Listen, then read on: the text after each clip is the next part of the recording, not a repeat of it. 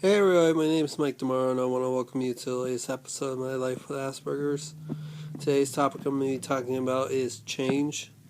Yeah, I did change, and I did several topics about change. But now, the latest change video we're going to be doing is time zones. Now, I know it might be a little difficult to transition from what time it is to what time it is somewhere else, or traveling from one time zone to another. But know that every single time zone is roughly about 15 degrees longitude from each other. You know, so you gotta figure out the time pretty much where you're going. You know, like I'm gonna give you an example. Orlando to Chicago. Chicago is 1 hour behind Orlando, because Chicago's in the central time zone. Orlando's in the eastern time zone. So you're going to go 1 hour. And it'll be a 1 hour difference. So you got to figure out the time.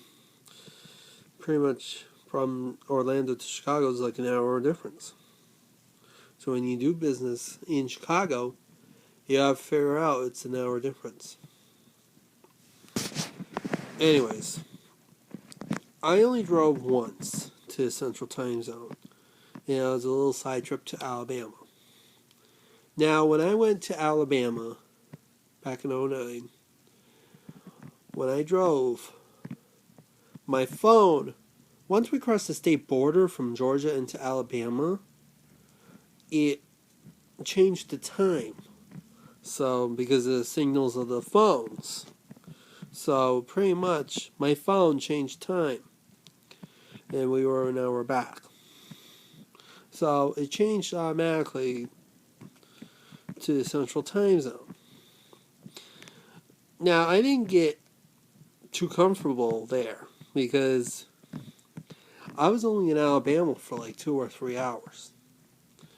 When I went back from Alabama into Georgia, the time would change on the phone again. Back from the central time zone back to the eastern time zone. So pretty much, the time changed, you know. But if you travel in a car from, let's say, from Washington, D.C., to San Francisco in California, that's a 3 hour difference. So, pretty much, if you drive out that distance, you will cross into the Central Time Zone, then to the Mountain Time Zone, then to the Pacific Time Zone. And pretty much, if you take like a week to get out there, you'll probably spend an average about 2 days at each time zone. So you'll get used to it that way. Like every 2 days, you cross into a new time zone. And that way, you get used to the time, almost, as you progress. Now, flying and flying back, that could be a little different. Because when you fly west, you're going back in time. You fly east, you're going ahead in time. I flew from here to Anchorage, Alaska. Now, Anchorage, Alaska, and the whole state of Alaska is 4 hours behind us in the East Coast.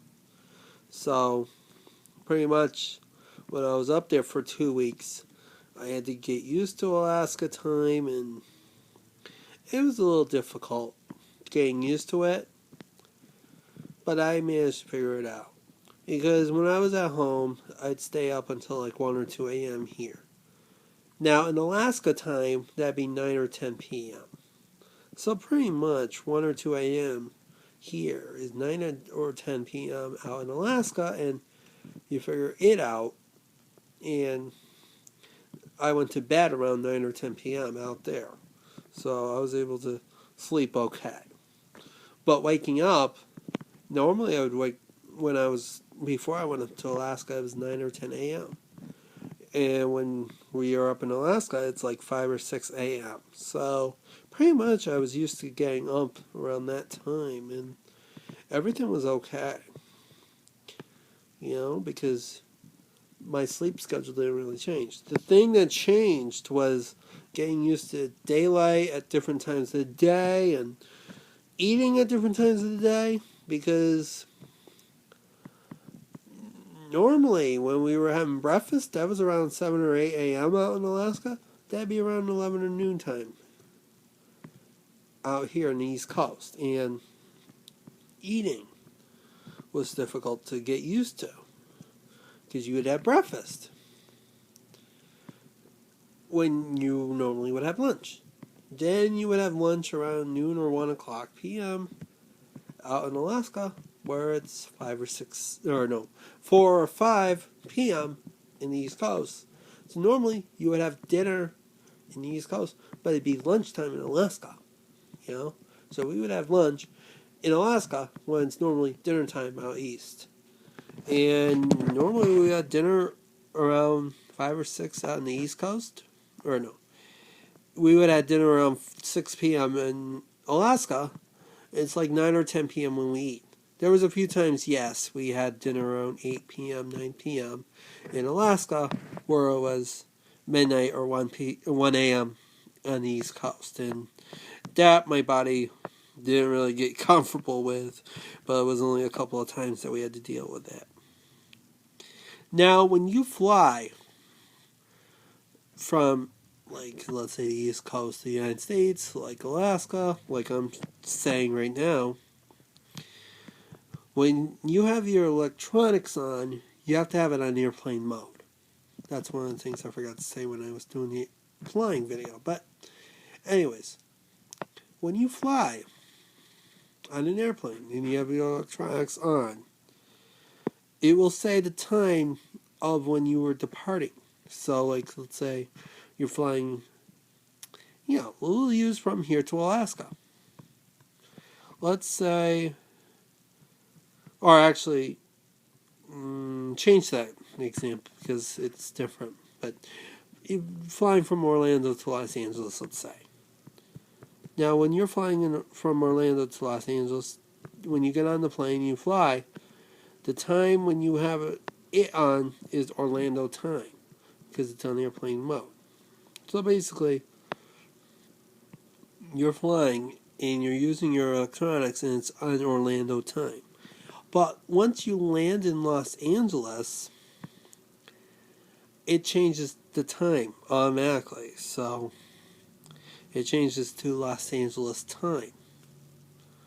So let's say that if your iPad said 11 p.m. Orlando time and you land in Los Angeles, it would change to 8 p.m. That'd be because you would be in the Pacific time zone. Now, when you fly, and if you fly into a different time zone, normally the pilot or the stewardess or whoever would announce the local time. So they would let you know it's this time in the destination city. So you would fly to the destination city, and they would say what time it was on the destination city. So pretty much you can get used to the time. It depends on how far you travel. If you travel from here to Chicago, you shouldn't have that much of a problem other than it's an hour back. And you shouldn't have that much problems. But let's say you're flying to Alaska, and that's 4 hours difference. And it could be real hard to do business from Alaska to the East Coast because of the time change. But anyways, If you do travel, please do make sure you know what time it is when you get there. And it is the local time.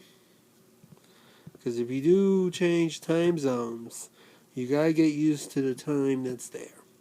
I know some people rely on their phones. Some people have watches. But even with a watch, some people leave the home time zone alone. And leave the watch alone and leave it set to the time zone at your home. So that way you can figure out what time it is if you have to deal with business at home when you're away. You know? But it's pretty simple to get used to the time zone. I know flying back, if you fly east, it can be a real bother because I know some people take the red eye, and that means flying back. Flying back late at night and arriving in early in the morning, or arriving in the morning at a different time zone. And I know some people do get a red eye flying back, and jet lag flying back. So it can be real hard to get used to the time when you get back. So. Alright, folks. I'll talk to you guys all later. Do travel safe if you go to a different time zone, and just remember to follow the time of the local time zones when you go. So. Alright, talk to you guys all later. Bye-bye.